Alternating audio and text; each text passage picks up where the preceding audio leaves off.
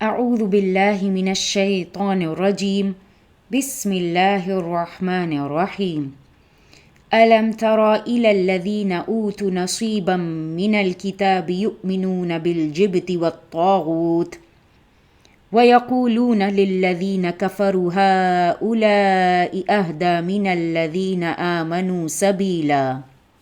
کیا تم نے ان لوگوں کو نہیں دیکھا جنہیں کتاب کے علم میں سے کچھ حصہ دیا گیا ہے، اور ان کا حال یہ ہے کہ جبت اور طاغوت کو مانتے ہیں، اور کافروں کے متعلق کہتے ہیں کہ ایمان لانے والوں سے تو یہی زیادہ صحیح راستے پر ہیں۔ Have you not seen those to whom a portion of the book was given? They believe in baseless superstitions and taghut, false deities, and say about the unbelievers that they are better guided than those who believe. نحمده ونصلي على رسوله الكريم أما بعد فأعوذ بالله من الشيطان الرجيم بسم الله الرحمن الرحيم رب اشرح لي صدري ويسر لي أمري واحلل عقدة من لساني يفقه قولي واجعل لي وزيرا من أهلي رب زدني علما اللهم فقهنا في الدين اللهم إنا نسألك علما نافعا وعملا متقبلا ورزقا طيبا اللهم انفعنا بما علمتنا وعلمنا ما ينفعنا وزدنا علما اللهم إنا نعوذ بك من علم لا ينفع ومن قلب لا يخشع ومن نفس لا تشبع ومن دعوة لا يستجاب لها اللهم فقهنا في الدين إلهي آمين ثم آمين. So you're seeing a style in Surah An-Nisa that there's a lot of alam tara, alam tara, alam tara. And alam tara is generally used to express surprise. یعنی جب alam tara کہا جاتا ہے اس کا مطلب حیرت کا اظہار ہے. تم نے دیکھا نہیں ہے ان لوگوں کو؟ اور یہاں پر جو بات کہی جا رہی ہے کہ ان کو کتاب میں سے ایک حصہ دیا گیا تھا، پھر وہی بات کی جا رہی ہے کہ کتاب میں سے ایک حصہ دیا گیا تھا، یعنی انہیں علم بہت دیا گیا تھا اللہ کی کتاب کا، وہ عمل نہیں کرتے تھے۔ یہ بڑی سٹاک اور جارنگ ریمائنڈر ہے کہ اگر آپ اللہ کی کتاب کا علم رکھتے ہیں لیکن اللہ ہمیں معاف کرے ہم عمل نہیں کرتے، تو اس کا مطلب ہے علم کا ایک حصہ ہے، یعنی علم ایز پر علم اور نالج تو مل گیا۔ So you have the information but you do not have the knowledge, and there is a difference in the two things. Going forth یہاں پر دو الفاظ استعمال ہوئے ہیں، الجبت والطاغوت، کہ یہ لوگ جبت اور طاغوت پر ایمان رکھتے تھے۔ بدھ کے لیے بھی جبت استعمال ہوتا ہے لفظ، مگر جبت استعمال ہوتا ہے ہر یوز لیس بیس لیس چیز کے لیے جس کا کوئی فائدہ نہ ہو، اور اسی لیے پھر سیکنڈری لیول پر اس کا معنی سپرسٹیشنز کے بارے میں ہوتا ہے، وہم، خیال، شگون، ٹونے ٹوٹکے اس طرح کے۔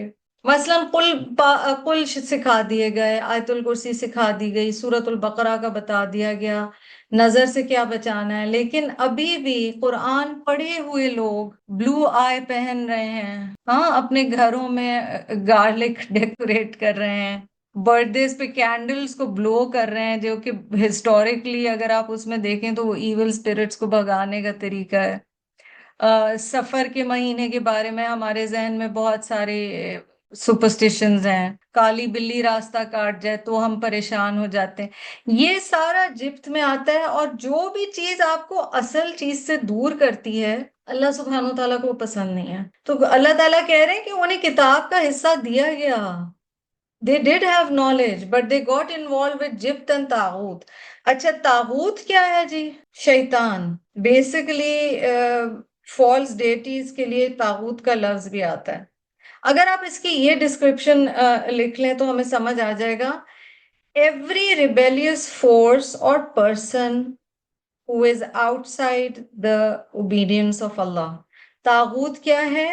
ہر وہ باغی قوت یا انسان یا ظاہر ہے جنات بھی ہو سکتے ہیں جو کہ اللہ کی فرما برداری کے دائرے سے باہر ہے، وہ طاغوت ہے۔ So it can be a thing, it can be a person۔ شیطان طاغوت کیوں ہے؟ نہ وہ خود اللہ کی بات مانتا ہے، نہ وہ دوسروں کو ماننے دیتا ہے، اور ان لوگوں نے بہت زیادہ ایگزیجریشنز اپنے دین میں کر دی تھی، اور اس کی وجہ بھی جبت اور طاغوت یعنی بہت زیادہ ایگزیجریشنز دین کی شکل ہی بگاڑ کے رکھ دی تھی. ٹھیک ہے، ہمیں دیکھنا ہے کہ آج کے دور میں ہمارے مسلمانوں میں کیا ہو رہا ہوتا ہے. وَيَقُولُونَ لِلَّذِينَ كَفَرُوا هَؤُلَاءِ أَهْدَىٰ مِنَ الَّذِينَ آمَنُوا سَبِيلًا. And they say about the disbelievers that they are better guided to the right way than the believers. یعنی یہ جو لوگ ہیں یہ سپرسٹیشن اور طاغوت میں بلیو کرتے ہیں، فورسز آف سیٹن میں بلیو کرتے ہیں، اور پھر یہ کفار کے لیے کہتے ہیں کہ کفار زیادہ صحیح راستے پر ہیں ایمان والوں سے. تو یہ انہوں نے نا فیس ہی چینج کر دیا ہے دین کا. جبت اور طاغوت یہ امپورٹنٹ ورڈز ہیں، ان کو ذرا ہائی لائٹ ضرور کیجیے گا کہ یہاں پر کیا بات کہی جا رہی ہے. اس کی کچھ ڈیفینیشنز بھی دی گئی ہیں. مثلا حضرت عمر رضی اللہ تعالیٰ عنہ سے روایت آتی ہے کہ انہوں نے کہا ہے کہ جبت از سورسری، یعنی جادو، جو کالا جادو ہے وہ جبت ہے، طاغوت شیطان ہے. پھر جوہری نے کہا ہے الجبت کا مطلب ہے آئیڈل، سوت سیئر، سورسرر، یعنی جو آگے کے بتاتے ہیں، ہاتھ دیکھ کے چیزیں بتا رہے ہیں، فیوچر بتا رہے ہیں، یا کوئی جادو ٹونا کرتے ہیں، یا ایسی چیزیں جو کرتے ہیں، اس کے بارے میں انہوں نے کہا ہے یہ جبت ہے. جابر بن عبداللہ سے طاغوت کے بارے میں پوچھا گیا تو انہوں نے کہا they are soothsayers upon whom the devils descend، یعنی یہ وہ کالا جادو کرنے والے ہیں جن پر شیاطین نازل ہوتے ہیں. مجاہد نے کہا ہے طاغوت is a devil in the shape of man and they refer to him for judgment، یعنی ہے دیکھنے میں انسان مگر وہ شیطان ہے اصل میں، اور لوگ اس کے پاس اپنا حکم لینے یا ججمنٹ لینے جاتے ہیں، فیصلہ لینے جاتے ہیں. امام مالک کی جو ڈیفینیشن ہے وہ بہت اچھی لگتی ہے. He says طاغوت is every object that is worshipped instead of Allah the exalted and most honored. طاغوت ہر وہ چیز ہے جس کی اللہ کو چھوڑ کر عبادت کی جائے. تو جبت اور طاغوت یہ کانسیپٹس ہیں جو کہ یہاں پر سورۃ النساء کی اس آیت میں آئے ہیں. Let's move on to ayah number 52. أولئك الذين لعنهم الله. Those are the ones whom Allah has cursed. وَمَن يَلْعَنِ اللَّهِ.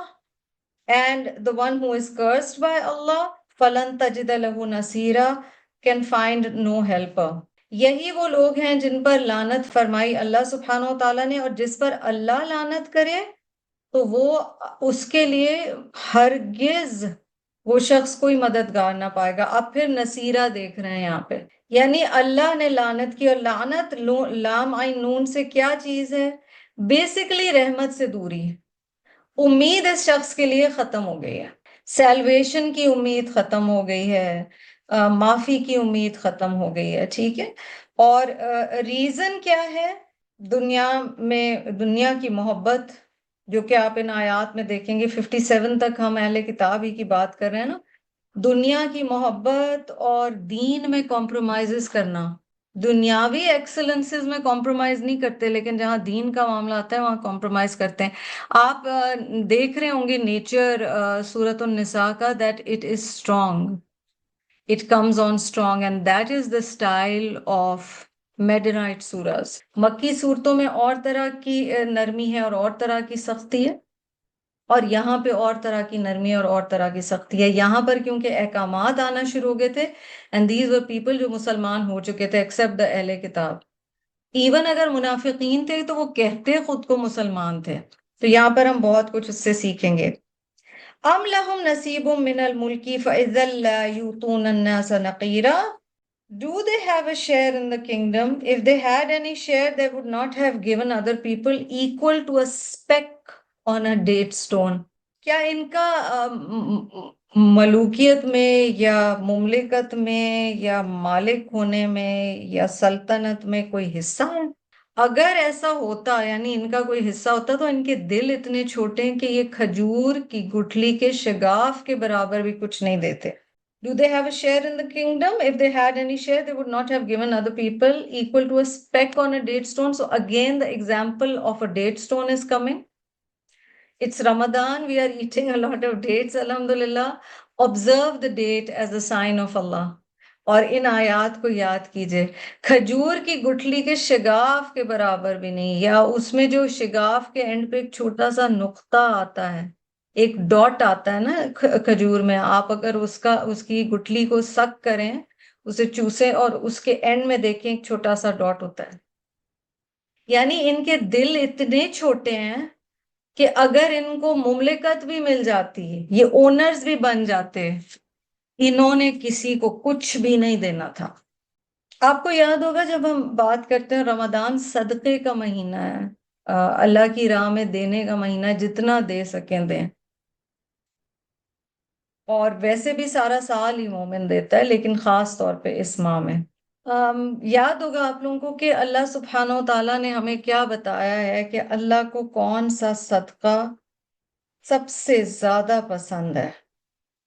اس کی 2 شرائط بتائی گئیں کہ اللہ کو تمہارا کون سا دیا ہوا صدقہ سب سے زیادہ پسند ہے. ایک یہ کہا گیا کہ وہ صدقہ وہ ہو، یعنی وہ چیز تم تب دو جب تمہیں اس چیز کی ضرورت ہے. دوسرا، تمہیں وہ چیز بہت پسند ہے. اور یہ بھی ہے کہ مشکل حالات میں دیا گیا صدقہ. ہمارے ہاں اتنا زیادہ انکریج نہیں کیا جاتا، کیونکہ ہم بس اس پہ جمے ہوئے ہیں نا، کہ بس ہم زکوٰۃ دے دیں تو کافی، اور وہ بھی دے دیں تو بہت بڑی بات ہم سمجھتے ہیں. لیکن ہر ایک کو انکریج کیا کریں، جس کی جتنی افورڈیبلٹی ہے، جتنی جس کی استطاعت ہے، اللہ نے جس کو جتنا دیا ہے. اگر کوئی بکرا ذبح کر سکتا ہے تو وہ اللہ کی راہ میں کرے، اور اگر کوئی صرف ایک انڈا دے سکتا ہے تو وہ اللہ کی راہ میں دے. صدقہ دینا ہر مومن کا فرض ہے، اور صرف مشکل وقت میں نہیں. یہ حدیث میرے سامنے ہے جی، جو میں آپ کو بتا رہی تھی، بخاری کی حدیث ہے، اور حضرت ابو ہریرہ رضی اللہ عنہ سے روایت ہے. ایک شخص رسول اللہ صلی اللہ علیہ وسلم کے پاس آتا ہے اور پوچھتا ہے، یا رسول اللہ صلی اللہ علیہ وسلم، کون سا صدقہ ہے جس کا سب سے زیادہ اجر ہے؟ O Messenger of Allah صلی اللہ علیہ وسلم, which charity has the greatest reward? The Prophet صلی اللہ علیہ وسلم said that you give charity while you are healthy, greedy, fearing poverty and hoping to be rich. کیا جواب ہے کہ تم صدقہ دو جبکہ تم صحت مند ہو. پہلی چیز یہ بولی. ہم جیسے بیمار ہوتے ہیں، کوئی مشکل آتی ہے تو ہم دیتے ہیں صدقہ، وہ بھی اچھا ہے، وہ بھی بلاؤں کو ٹالتا ہے بے شک، لیکن صحت کی حالت میں بھی دیں. گریڈی لفظ جو آیا ہے نا، شحیحن، یعنی تمہارا دل نہیں چاہ رہا وہ چیز دینے کا، تمہیں وہ چیز پسند ہے پھر بھی تم دے رہے ہو. فیئرنگ پاورٹی، تخشى الفقر، تم ڈر رہے ہو کہ یہ اتنا مال میں دے دوں گا تو میرے لیے کم نہ پڑ جائے.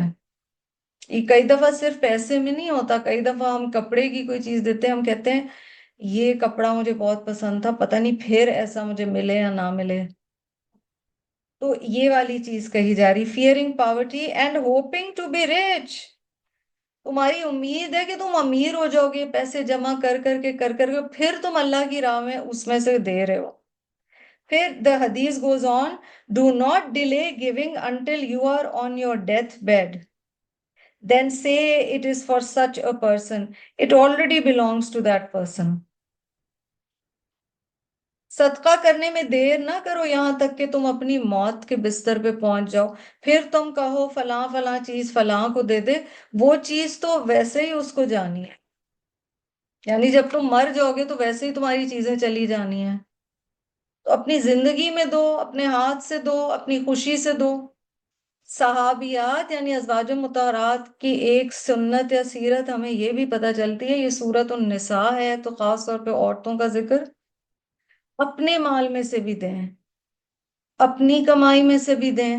کئی مس انڈرسٹینڈنگز ہوتی ہیں کہ شاید ہسبینڈ ہی اگر دے گا تو بس اسی صورت میں زکوٰۃ دوں گی. اگر نہیں دے رہا تو یہ عبادت تو آپ کی ہے، اگر وہ زیور آپ کا ہے تو آپ اس میں سے چاہے ایک چین ایک رنگ کچھ بیچ کے دیں، آپ کو تو اپنی عبادت کرنی ہے، فرض نہیں ہے شوہر پر زکوٰۃ دینا آپ کی. ہاں اگر وہ دیتے ہیں تو وہ احسان کر رہے ہیں. اللہ سبحانہ و تعالیٰ آگے فرماتے ہیں ام یحسدون الناس علی ما آتاہم اللہ من فضلہ or do they envy other people because Allah has given them from his grace. اور کیا یہ حسد کرتے ہیں لوگوں سے اس بنا پر کہ اللہ سبحانہ و تعالیٰ نے ان کو عطا کیا ہے اپنے فضل میں سے. فقد آتینا آل ابراہیم الکتاب والحکمت وآتیناہم ملکا عظیما. اللہ تعالیٰ کہہ رہے ہیں کہ we did give the book and wisdom to the descendants of Ibrahim علیہ السلام and blessed them with a great kingdom. بس ہم نے تو آل ابراہیم کو کتاب اور حکمت بھی دی اور بڑی سلطنت بھی عطا فرمائی. اب یہاں بڑی اہم آیت ہے جی 54. حسد کی بات کی گئی ہے، جیلسی کی بات کی گئی ہے. پہلا آڈینس جو اس سورہ کی تھی وہ ظاہر ہے یہاں پر خطاب اہل کتاب سے، مدینہ کے لوگ، اور ان کو جیلسی کیا تھی، وہ کس چیز سے حسد کرتے تھے کہ نبی اکرم صلی اللہ علیہ وسلم کے پاس کیوں آ گئی نبوت. یہ بنی اسحاق میں سے نہیں ہے، یہ بنی اسماعیل میں سے ہیں. یعنی ابراہیم علیہ السلام کے 2 بیٹے تھے اور ان کا خیال تھا ساری نبوت ابراہیم علیہ السلام کی اولاد میں سے آئے گی، اور آئی. لیکن ابراہیم علیہ السلام کے 2 بیٹوں کی وجہ سے وہ 2 شاخوں میں بٹ گئی جو فیملیز تھیں. تو سارے بنی اسرائیل کے نبی آل اسحاق میں سے آئے ہیں، اور نبی صلی اللہ علیہ وسلم دوسری جگہ میں مکہ میں آل اسماعیل میں سے آئے ہیں. ٹھیک ہے، وہاں سے آئے ہیں. تو ایک تو ان کو حسد یہ تھی. اچھا، لفظ فضل یہاں استعمال ہوا ہے. لفظ فضل کے معنی کیا ہوتے ہیں؟ something that you don't deserve yet Allah gives you. جس چیز کے آپ حقدار نہیں بھی ہیں پھر بھی اللہ آپ کو دے رہا ہے. اور اگر میں اور آپ اس طرح دیکھیں تو ہر چیز ہی اللہ کا فضل ہے، کیونکہ ہم تو اس لائق نہیں ہے کہ ہمیں کچھ بھی ملے. بس ہم نے تو آل ابراہیم کو کتاب اور حکمت دی، یعنی اگر یہاں پر ملا ہے تو یہ بھی آل ابراہیم ہی ہے اگر محمد صلی اللہ علیہ وسلم کو عطا کیا. لیکن اگر پیچھے دیکھو تو ابراہیم علیہ السلام کی اولاد میں تو حکومت بھی ملی، سلطنت بھی. سلیمان علیہ السلام کی سلطنت ایسی تھی جیسی کسی اور نبی کو اللہ سبحانہ و تعالیٰ نے نہیں عطا فرمائی. پہلے بخل کی بات ہوئی تھی نا. دل جب چھوٹا ہوتا ہے وہ صرف مال میں چھوٹا نہیں ہوتا. دل جب چھوٹا ہوتا ہے تو وہ اس میں دوسرے کے لیے جیلسی آتی ہے. یعنی بندہ اس طرح سے اگر کسی کی نعمت دیکھے اور کہے یا اللہ آپ ان کو بھی برکت عطا فرمائیں اور آپ مجھے بھی عطا فرما دیجیے، تو اس میں کوئی برائی نہیں ہے. لیکن جلنا اور کوڑنا اور کہنا اچھا اس کو تو یہ ملا اور مجھے یہ نہیں ملا، اور کہیں اندر یہ خواہش ہونا کہ اس کے پاس یہ چیز کم ہو جائے تاکہ میں اس سے اوپر ہو جاؤں، یہ حسد ہے. اور حسد بہت سیریس گناہوں میں سے ہے. جیسا کہ النسائی کی حدیث میں آتا ہے نا کہ آپ صلی اللہ علیہ وسلم نے فرمایا آدمی کے دل میں ایمان اور حسد جمع نہیں ہو سکتے. So you can either be a مومن اور either be an envious person. اسی طرح حدیث میں آیا ہے اور یہ ابن ماجہ کی حدیث ہے، رسول اللہ صلی اللہ علیہ وسلم سے کہا گیا کہ لوگوں میں کون سب سے زیادہ افضل ہے. So the messenger of Allah صلی اللہ علیہ وسلم was asked who amongst the people is the best. He replied everyone pure of heart, truthful of tongue. ہر صاف دل اور زبان کا سچا. مشکل بات کہی ہے، دل بھی صاف ہو زبان بھی سچی ہو، جھوٹ نہ بولے. لوگوں نے کہا زبان کے سچے کو تو ہم پہچانتے ہیں لیکن صاف دل کون ہے؟ They said, they inquired, truthful of tongue we know, but what is pure of heart? So the Prophet ﷺ said, he who is pure and pious, there is neither sin in him, nor transgression, nor ill feeling, nor envy. فرمایا وہ پرہیزگار پاک صاف جس کے دل میں گناہ نہ ہو، بغاوت نہ ہو. بغاوت کس سے؟ اللہ کے احکامات کے لیے بغاوت نہ ہو، نہ بغض نہ حسد. ابن مسعود بتاتے تھے کہ رمضان کی تیاری ہم لوگ اس طرح سے کیا کرتے تھے رضی اللہ عنہ. کہ رمضان کی تیاری ہم اس طرح سے کیا کرتے تھے کہ ہم دل بس صاف کر لیتے تھے، کہ ہم رمضان میں انٹر نہ ہوں مگر اس حال میں کہ ہمارے دل میں کسی کے لیے کوئی نیگیٹو فیلنگ ہو. اور میں سوچتی رہ گئی کہ یا اللہ بس معاف کر دے، ہم تو بڑے گناہ گار ہیں. دل صاف کرنا بہت محنت کا کام ہے. اچھا، حسد کا join at the dots of envy to covetous یعنی بخل. اور دوسری حدیث میں یہ بھی ہے کہ بخل اور ایمان کسی انسان کے دل میں جمع نہیں ہو سکتے، وہ بھی النسائی کی حدیث ہے. تو اپنے دل کو بڑا کرنا، اور کسی کو اگر اللہ نے فضل دیا تو اس کے لیے خوش ہوں، اور پھر رب سے دعا کریں. زکریا علیہ السلام کی جو دعا تھی نا، وہ اس کی بہت بڑی مثال ہے. وہ دیکھتے تھے کہ حضرت مریم کے پاس پھل آ رہے ہیں اور وہ سیزن کے فروٹ بھی نہیں ہیں اور آسمان سے کہیں سے آ رہے ہیں. انہوں نے کہا جو رب ایسے پھل بھیج سکتا ہے وہ مجھے اولاد بھی دے سکتا ہے. ان کے دل میں مریم علیہ السلام کے لیے کچھ بھی برا نہیں تھا. یہ نہیں تھا کہ ان کی نعمت کم ہو جائے. اللہ سے بڑے پیار سے دعا مانگی کہ یا اللہ تو مجھے بھی دے دے اولاد کی نعمت، ہے نا، تو دینے پہ آیا ہوا ہے، تو دے دے. تو جب ہم کسی کی نعمت دیکھیں تو ان کے لیے دعا کریں، اللہ آپ انہیں اس نعمت میں برکت عطا فرمائیں. اور پھر آپ اپنے لیے بھی دعا کریں کہ یا رب آپ کے ہاتھ میں تو سب کچھ ہے. If you can give to them, you can give to me. تو یہ ٹھیک ہے. لیکن کڑھن، جلن، سڑن، دوسرے کی نعمت پہ پھر باتیں بنانا، اس میں کیڑے نکالنا، ایک سے دوسرے سے جا کے غیبت کرنا، یہ مومن کا کام نہیں ہے. اور پھر رحمت اس طرح آتی بھی نہیں ہے، کیونکہ ہم نے اللہ کے کسی اور بندے کے لیے. اچھا، کئی دفعہ ایسے بھی ہوتا ہے دوسرا جو بندہ ہو سکتا ہے اس نے ہمارے ساتھ برا بھی کیا ہے، ٹھیک ہے تو وہ اللہ کا بندہ، ہمیں نہ پسند ہو، ہے تو وہ اللہ کا بندہ. کئی دفعہ ہم اس کے لیے برا بھلا سوچ رہے ہوتے ہیں، بددعائیں نکل رہی ہیں، اللہ معاف کرے یا کوئی ایسی چیز، اللہ کو نہیں پسند آئے گا کیونکہ آپ کو وہ بندہ نہ پسند ہو، لیکن وہ بھی اللہ ہی کی مخلوق ہے. So we have to be careful, اور دل بڑے کرنے پڑتا ہے جو کہ یہود کے نہیں تھے. ٹھیک ہے، سبلنگ رائیولری ذہن میں لے آئیے، ان لوگوں کی وہی کیفیت تھی. آگے چلتے ہیں، آیت نمبر 55. فَمِنْهُمْ مَنْ آمَنَ بِهِ وَمِنْهُمْ مَنْ صَدَّ عَنْهُ وَكَفَى بِجَهَنَّمَ سَعِيرًا. But some of them believed in it and some turned away.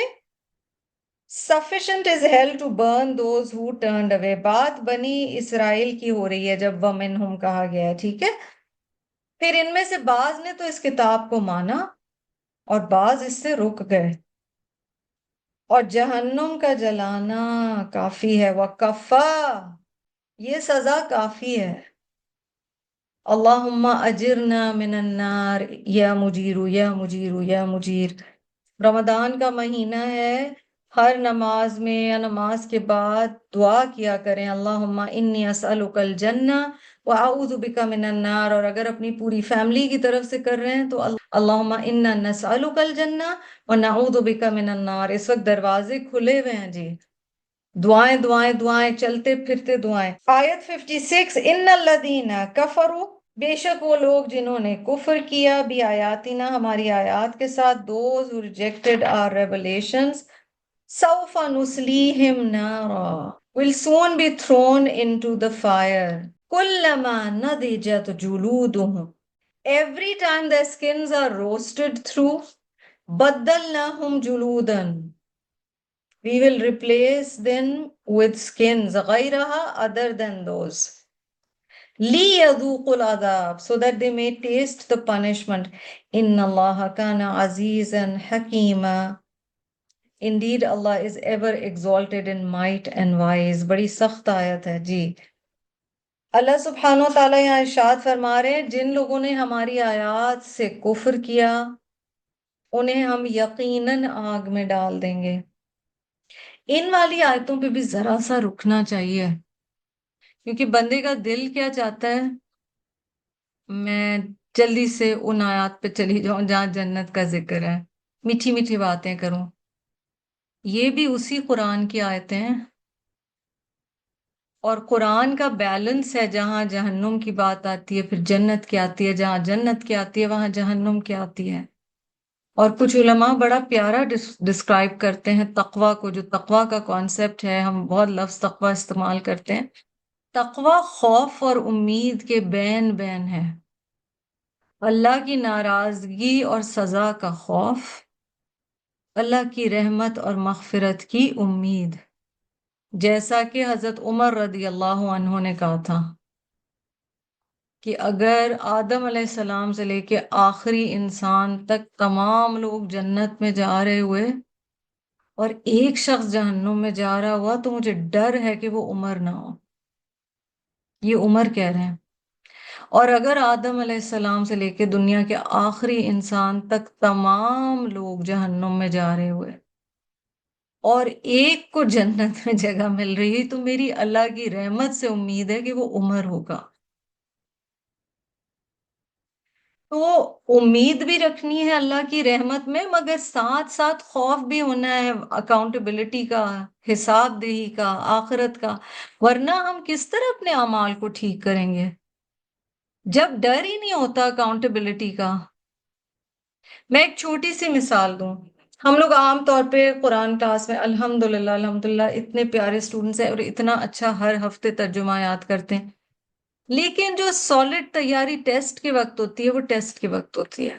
جب آپ کو پتا ہو کہ آپ سے پوچھا جائے گا، پھر یہ اللہ نے انسان کا نیچر رکھا ہے.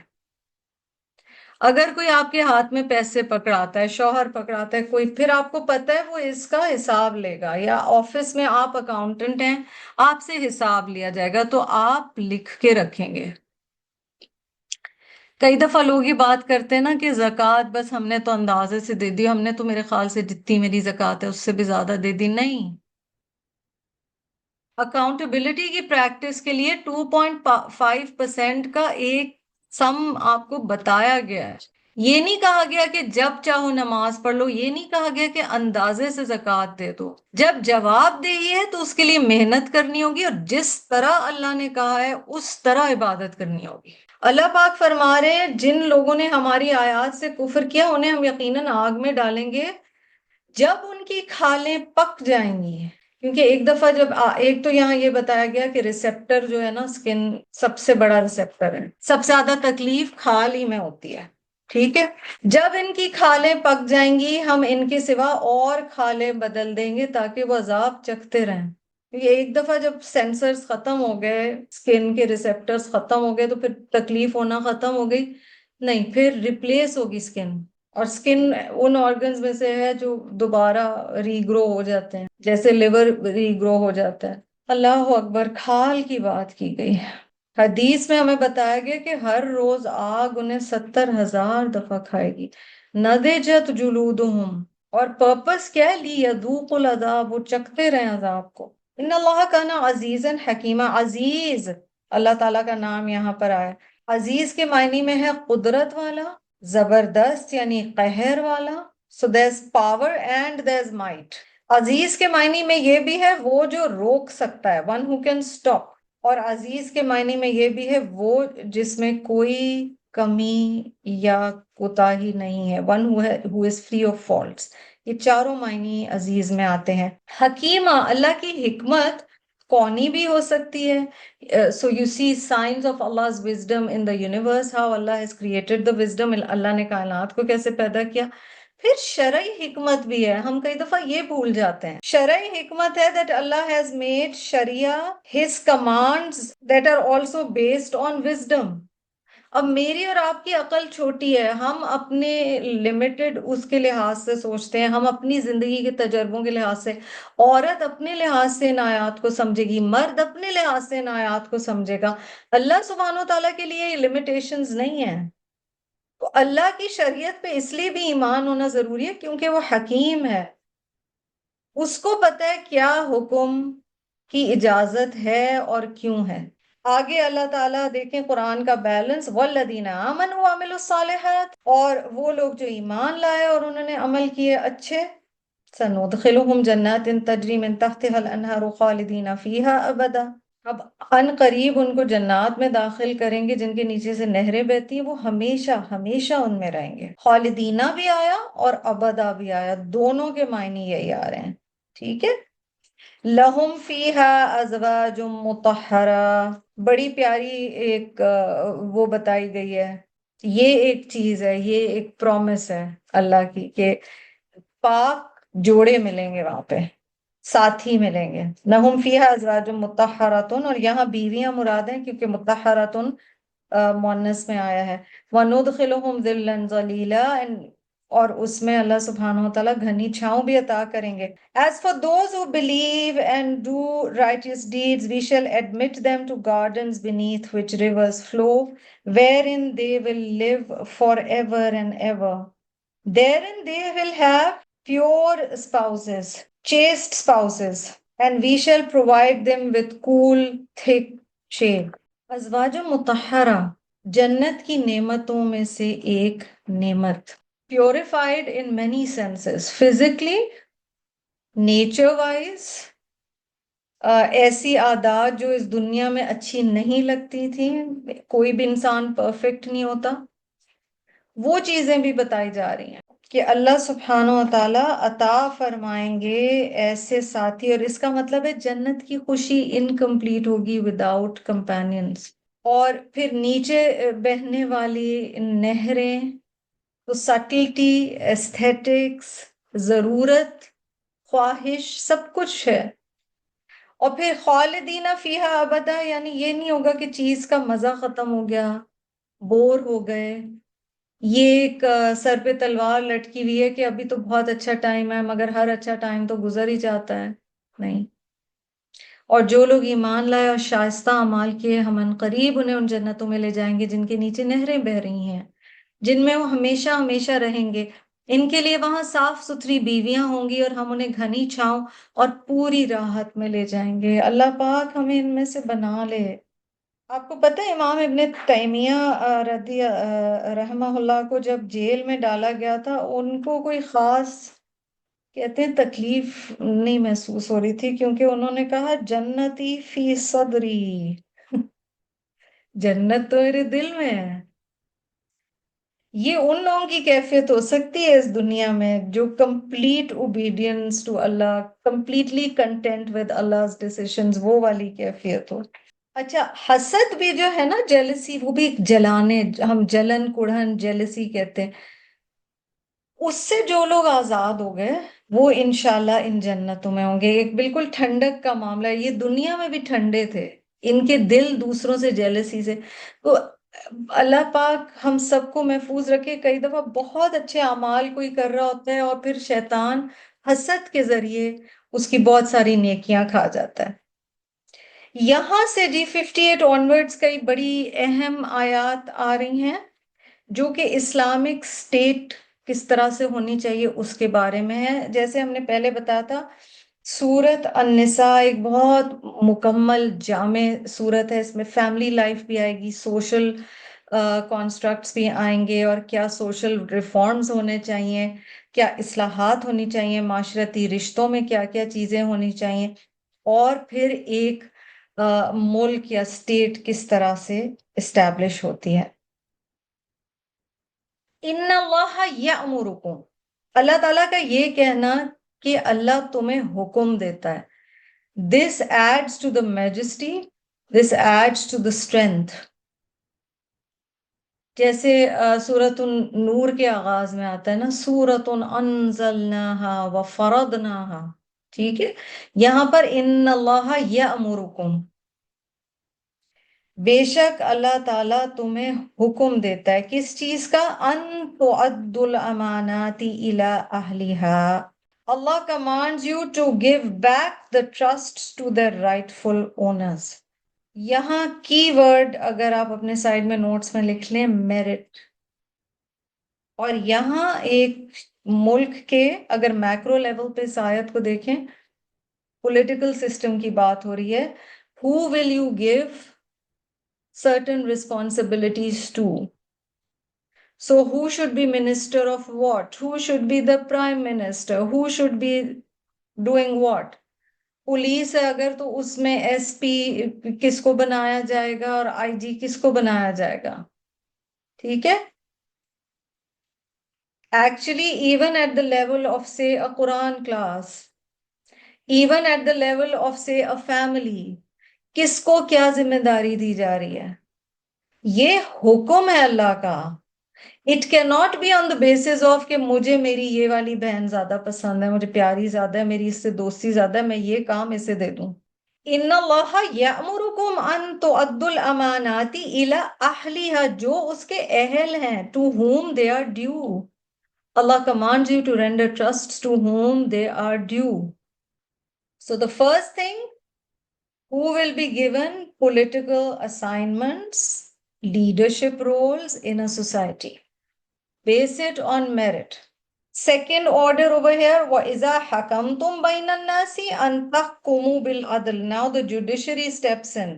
And when you judge between people, judge with fairness, with justice. إِنَّ اللَّهَ نِعِمَّا يَعِدُكُمْ بِهِ. Indeed, Allah, how good it is with what He is admonishing you. How excellent is the counsel which Allah is giving you. اللہ تعالیٰ کتنی خوبصورت اور بہترین چیز کی نصیحت تمہیں کر رہے ہیں. ان اللہ کان سمیعا بصیرا، بے شک اللہ تعالیٰ سننے والا بھی ہے اور دیکھنے والا بھی ہے. تو پورے ملک کا نقشہ ہمیں یہاں پر سمجھ آنا شروع ہو گیا کہ کسی بھی اسٹیٹ کا کیا ہونا چاہیے، کس کو کیا رولز دینے چاہیے، کیا کرنا چاہیے. ٹھیک ہے. آیا 59 میں تھرڈ چیز آ جائے گی جی، لیجسلیشن. يا أيها الذين آمنوا أطيعوا الله وأطيعوا الرسول وأولي الأمر منكم فإن تنازعتم في شيء فردوه إلى الله ورسول إن كنتم تؤمنون بالله واليوم الآخر ذلك خير وأحسن تأويلا. اے لوگوں جو ایمان لائے ہو، اطاعت کرو اللہ کی اور اطاعت کرو رسول کی اور ان لوگوں کی جو تم میں سے صاحب امر ہوں. پھر اگر تمہارے درمیان کسی معاملے میں نزاع ہو جائے تو اسے اللہ اور رسول کی طرف پھیر دو اگر تم واقعی اللہ اور روز آخر پر ایمان رکھتے ہو. یہی ایک صحیح طریقہ کار ہے اور انجام کے اعتبار سے بھی بہتر ہے. Believers, obey Allah and obey the Messenger and those from among you who are invested with authority. And then, if you were to dispute among yourselves about anything, refer it to Allah and the Messenger, if you indeed believe in Allah and the last day. That is better and more commendable in the end. جزاک اللہ خیرن. اللہ سبحانہ وتعالیٰ کا کہنا میں حکم دیتا ہوں. اللہ سبحانہ وتعالیٰ کا کہنا کہ میں حکم دیتا ہوں. احادیث ہمیں بتاتی ہیں کہ قیامت کی نشانیوں میں سے ایک یہ ہوگی کہ ایک وقت ایسا آئے گا جب ذمہ داریاں پوری نہیں کی جائیں گی اور ذمہ داریاں انہیں نہیں دی جائیں گی جو ان کو ڈیزرو کرتے ہیں. So there are very far reaching effects of giving responsibilities to those who deserve them. اس کی جو definition آتی ہے اس میں ہے نا کلو ودیعت امانہ، everything you've been given is امانہ، یہ ہمیں بتایا جاتا ہے. تو ڈیوٹیز لوگوں کو وہ دیں جو اس کے اہل ہوں. ہر کام جو دیا جاتا ہے وہ امانت ہے. یہ تو ہم اسٹیٹ کے لیول پہ بات کر رہے تھے کہ ان آیات میں بات ہے، اور یہ بھی ذہن میں رکھیے مدینہ کی اسٹیٹ اسٹیبلش کرنے کے لیے احکام دیے ہیں. تو اس میں ظاہر ہے جس کا جو رول تھا، جو زیادہ اچھی چیز کر سکتا تھا، اسی طرح سے نبی اکرم صلی اللہ علیہ وسلم نے ہمیشہ فیصلے کیا. اور یہی چیز یہاں پر بتائی جا رہی ہے، اور اس کے بہت فار ریچنگ افیکٹس ہیں. حاکم جو ہوتا ہے وہ لیڈر آف دا نیشن ہوتا ہے. ججز ہوتے ہیں جو ڈفرینٹ سچویشنز کو جج کر رہے ہوتے ہیں. اور پھر لیجسلیشن یعنی شرعی لاز آتے ہیں جو کہ اسٹیبلش کرنے چاہیے کہ ملک میں وہی لاز ہوں جو اللہ سبحانہ و تعالیٰ کے دیے ہوئے لاز ہیں۔ آپ دیکھیں کہ آج کے دور میں ہمیں یہ چیز کم ہوتی ہوئی نظر آ رہی ہے۔ میرٹ کی بنیاد پر لوگوں کو کام نہیں دیے جاتے، اور اس کے جو امپیکٹس کسی ایک ملک پہ یا ہمارے ملک پہ نہیں، ساری دنیا میں کیا کیا ہے وہ ہمیں نظر آ رہا ہے۔ اور قرآن ہمیں یہاں پر کیا بتا رہا ہے؟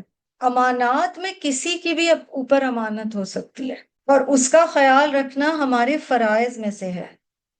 ایک استاد کے اوپر امانت ہے کہ وہ پوری تیاری کر کے دل کے اخلاص کے ساتھ صحیح چیز پہنچانے کی کوشش کرے اور پہنچائے۔ ایک شاگرد یا طالب علم کے اوپر امانت ہے کہ اسے جو دیا جا رہا ہے اس کو وہ لائٹلی نہ لے، جو اسے کام کہا جا رہا ہے وہ اس امانت کو پورا کرے۔ شوہر کے اوپر امانتیں ہیں، بیوی کا خیال رکھنا، اس کا نان نفقہ، اس کی جسمانی ضرورت پوری کرنا، اس کی جذباتی ضرورت پوری کرنا، اس کے کھانے پینے کا all things مٹیریل خیال رکھنا، اس کو پروٹیکٹ کرنا۔ بیوی کے اوپر بھی امانت ہے، وہ اپنی عزت اور عصمت کی حفاظت کرے گی، وہ بچوں کی اچھی تربیت کرے گی، وہ شوہر کے کیے ہوئے وعدوں کو نبھائے گی۔ شوہر اور بیوی ایک دوسرے کو جو باتیں کرتے ہیں وہ راز اور امانتیں ہوتی ہیں۔ عالم دین، گورنمنٹ آفیشلز، آپ کو اور میرا کوئی بھی جاب ہے، کوئی بھی کام دیا گیا ہے، کوئی رسپانسبلٹی دی گئی ہے، وہ سب ہم پہ امانتیں ہیں۔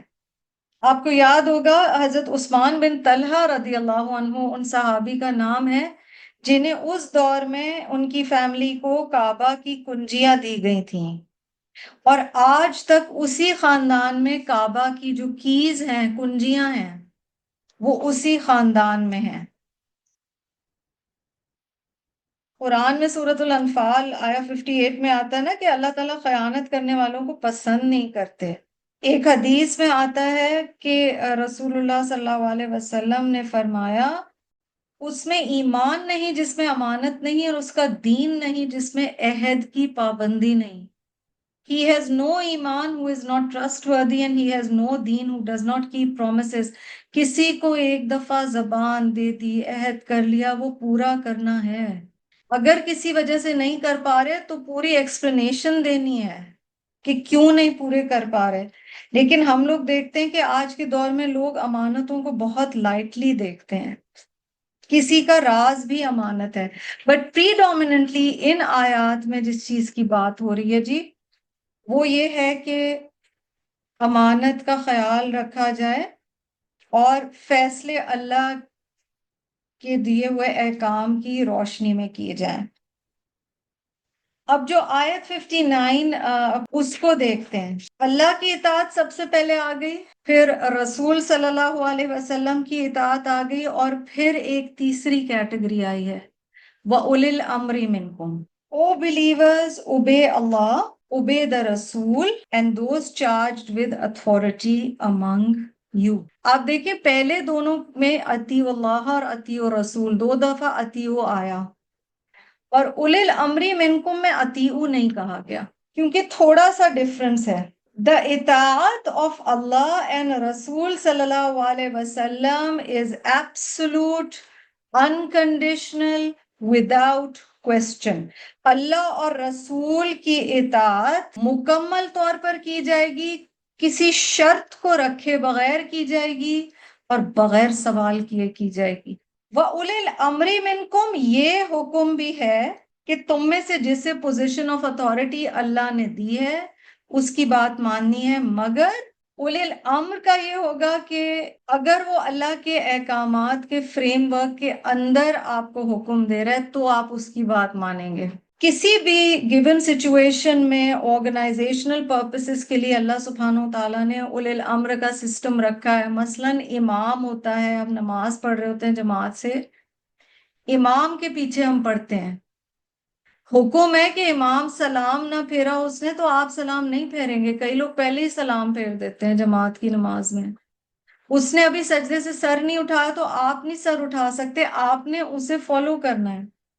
لیکن اگر کوئی بھی اولی الامر ہے ایکس وائی زیڈ، وہ اللہ کے احکامات کے خلاف کچھ کر رہا ہے تو پھر آپ اس کو فالو نہیں کریں گے. Who is an ulil amr? Those who do amr bil maroof are also ulil amr.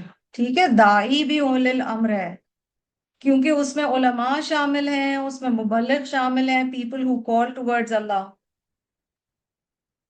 وہ اگر آپ کو ان کی سنسیریٹی پہ یقین ہے تو ان کی بات ماننا بھی فرائض کے درجے میں آ جاتا ہے. اور یہ کئی دفعہ ڈیفیکلٹ ہوتا ہے کیونکہ کئی چیزیں ہمارے نیچر سے میچ نہیں کر رہی ہوتی، اور ہر انسان کوئی بھی چیز ہو اسے ڈفرینٹلی کرتا ہے، پر یہاں پر حکم دے دیا گیا ہے.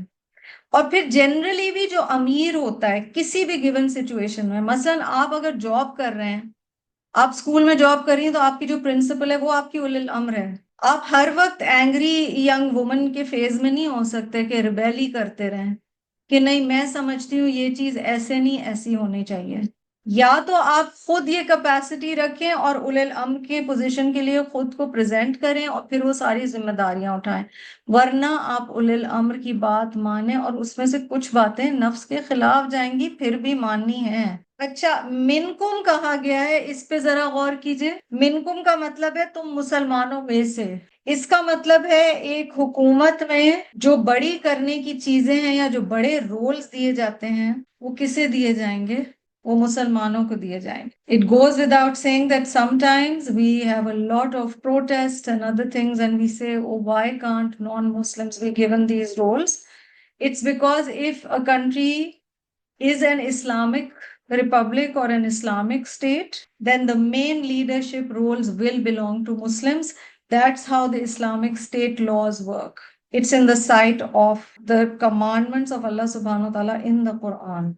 کیونکہ بہت ساری چیزیں ہم اچھی نیت سے بہت کچھ بول رہے ہوتے ہیں لیکن ہمیں پتہ نہیں ہوتا کہ یہ رولز آ کہاں سے رہے ہیں. اچھا، اگر کوئی ڈفرنس آف اوپینین ہو گیا، اولل الامر سے اگریمنٹ نہیں کر رہے آپ، ٹھیک ہے، تو ایک ڈسپلن کیا پھر کیا جائے گا؟ فَإِن تَنَازَعْتُمْ فِي شَيْءٍ فَرُدُّوهُ إِلَى اللَّهِ وَالرَّسُولِ. اگر آپس میں کوئی ڈس اگریمنٹ ہو جاتی ہے، ڈسپیوٹ ہو جاتا ہے، تو پھر اللہ اور اس کے رسول صلی اللہ علیہ وسلم کی طرف فیصلہ لے جائے گا اگر تم ایمان رکھتے ہو اللہ پر اور آخرت کے دن پر، تو تمہیں ڈسیشن کے لیے رسول اللہ صلی اللہ علیہ وسلم اور اللہ کی طرف جانا ہوگا. یہی اچھا ہے اور احسن و تعویلا، یہی صحیح بات ہے کرنے کی. اب یہاں تھوڑا سا مدینہ کی ہسٹری کو اپنے ذہن میں لائیے. دو پیرالل جوڈیشریز چل رہی تھیں، آپ یہ سمجھیں. عدالت چل رہی تھی، کورٹ آف لا چل رہا تھا جس میں فیصلہ کرتے تھے جوز، یہودی، اور یہ مسلمانوں کے آنے سے پہلے سے ہو رہا تھا. اور پھر آپ صلی اللہ علیہ وسلم کے آنے کے بعد حضور صلی اللہ علیہ وسلم وہ فیصلے کیا کرتے تھے. اب یہ ایک کیفیت پیدا ہوئی مدینہ میں کہ کس کے پاس جایا جائے، اور جو منافق تھے، یہاں سے منافقین کی بھی بات شروع ہو رہی ہے. وہ کہتے خود کو مسلمان تھے بٹ وہ وہاں جاتے تھے جہاں انہیں سوٹ کرتا تھا. اگر ان کے حق کا ان کے فیور میں ڈیسیژن دے رہا ہوتا تھا جوئش جو کورٹ ہے تو اس طرف چلے جاتے تھے. اگر ان کے حق میں فیصلہ کر رہا ہوتا تھا کر رہے ہوتے تھے رسول اللہ صلی اللہ علیہ وسلم، یعنی وہ والی ڈیسیژن ان کو سوٹ کرتی تھی تو ادھر کو چلے جاتے تھے. It's very scary when we read about the munafiqeen because it seems they would just go towards what suited them, what was convenient for them, what was their lifestyle, what they wanted to hear. تو یہاں پر کہا جا رہا ہے کہ اگر کوئی تنازع ہو تو اللہ اور اس کے رسول کی طرف لے جاؤ. اس میں ایک واقعہ بھی آتا ہے حضرت عمر رضی اللہ تعالی عنہ کے حوالے سے کہ نبی صلی اللہ علیہ وسلم نے ایک حکم دیا، وہ سوٹ نہیں کر رہا تھا اس شخص کو، اس کو پسند نہیں آیا جو آپ صلی اللہ علیہ وسلم نے کمانڈمنٹ دی. پھر اس کے بعد اس نے سوچا کہ میں کسی اور کے پاس جاؤں، اور اس میں آتا ہے کہ ایونچولی جب وہ حضرت عمر کے پاس گیا تو حضرت عمر رضی اللہ تعالی عنہ نے تو اس کا سر قلم کر دیا، تلوار لائے اور اس کا سر اڑا دیا. اینڈ دیٹ واز عمر. اور اس کی وجہ یہ تھی کہ اس نے کہا کہ اگر ایک چیز کا فیصلہ اللہ کے رسول صلی اللہ علیہ وسلم کر چکے ہیں تو تم مجھ سے پوچھنے کیسے آئے ہو؟ تم نے کیسے ایکسپیکٹ کیا کہ ایک چیز کا ڈیسیشن رسول اللہ صلی اللہ علیہ وسلم کر چکے اور میں اس کے خلاف بولوں گا؟ ایمان کے اس لیول کو دیکھتے ہوئے میں اور آپ اپنا ایمان گیج کریں، جج کریں، کہ جب کسی چیز کے بارے میں کلیئر ہمیں پتہ چل جائے کہ اللہ اور اس کے رسول صلی اللہ علیہ وسلم نے حکم دے دیا ہے، تو کیا ہم مانیں گے؟ کیا ہم فیصلہ اللہ اور اس کے رسول صلی اللہ علیہ وسلم کے لیے ہی چھوڑ دیں گے؟ یہ حدیث میرے سامنے ہے ابو داؤد کی، کہ رسول اللہ صلی اللہ علیہ وسلم نے کیا فرمایا؟ The messenger of Allah صلی اللہ علیہ وسلم said, the Muslim is required to hear and obey in that which he likes and dislikes, unless he was commanded to sin. When he is commanded with sin, then there is no hearing or obeying. یہ اولل الامر کے scenario میں آپ صلی اللہ علیہ وسلم نے بتایا کہ مسلمان کو اولل الامر کی بات مان لینی چاہیے، مگر یہ کہ اسے گناہ کا حکم دیا جا رہا ہو۔ جب اسے گناہ کا حکم دیا جائے تو پھر نہ وہ سنے نہ وہ مانے، ٹھیک ہے؟ اب کیونکہ ہم کئی دفعہ یہ بات کرتے ہیں نا کہ اور ہم نے پیچھے آیات میں بھی دیکھا ہے شوہر کو اللہ سبحانہ وتعالیٰ نے بہت بڑا رتبہ اور مقام دیا ہے، تو ہم کہیں کہ شوہر نے کہا ہے کہ یہ والا حکم اللہ کا آپ نے نہیں ماننا ہے۔ خالق کی اطاعت پہ کمپرومائز نہیں ہے جی، مخلوق کو خوش کرنے کے لیے خالق کی اطاعت پر کمپرومائز نہ کریں۔ اولے الامر کے لیے یہ بھی کہا گیا ہے، یہ بہت امپورٹنٹ کانسیپٹ ہے فار ڈسپلن جی۔ Even if a slave was appointed over you and he rules you with Allah's book, then listen to him and obey him. This is from the farewell Hajj. اور مسلم میں یہ حدیث آتی ہے۔ ایک اور حدیث مسلم کی، whoever obeys me obeys Allah and whoever disobeys me disobeys Allah. Whoever obeys my commander obeys me and whoever disobeys my commander disobeys me. یعنی جس نے میری اطاعت کی رسول اللہ صلی اللہ علیہ وسلم کی، اس نے اللہ کی اطاعت کی، جس نے میری نافرمانی کی اس نے اللہ کی نافرمانی کی، اور میں نے جسے امیر مقرر کیا جس نے اس کی اطاعت کی تو سمجھو اس نے میری اطاعت کی، اور جس نے میرے امیر کی نافرمانی کی اس نے میری نافرمانی کی۔ تو اسلام میں بڑا کلیئر ہے، اور جب دین کے کام مل کے کرنے ہوتے ہیں نا، اس میں the buck has to stop somewhere. And this is something sometimes we don't understand. That will even hold true in your job, at your workplace. ایک چھوٹی سی ایگزامپل دیتی ہوں، سگنلز ہیں روڈ پہ، آپ ایک ملک میں رہ رہے ہیں، سویلین رائٹس ہیں آپ کے، آپ سگنل توڑتے ہیں تو آپ اولی الامر کے کمانڈ کے اگینسٹ جا رہے ہیں۔ ان چیزوں کی احتیاط کرنی چاہیے۔ وآخر دعوانا ان الحمد للہ رب العالمین۔ سبحانک اللہم وبحمدک نشہد ان لا الہ الا انت نستغفرک ونتوب الیک۔ السلام علیکم ورحمۃ اللہ وبرکاتہ۔